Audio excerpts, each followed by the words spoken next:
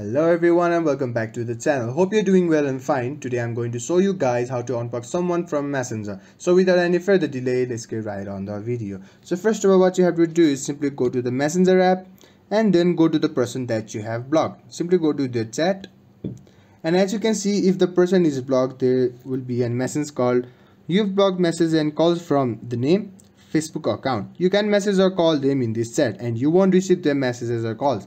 And simply to unblock them, tap on this unblock option, and then at the top you can see unblock messages and calls. Simply tap on this minus icon at the right of the message, and here a pop-up will say your Facebook account may start receiving messages and calls from the name of the person and then Facebook account. Simply tap on the unblock and the person that you have blocked has been unblocked successfully. So if you found this video helpful, please give it a thumbs up and don't forget to subscribe for more tutorials. If you have any questions or need further assistance, please feel free to comment down below and I'll do my best to help you out. Thanks for tuning in, and until then, goodbye.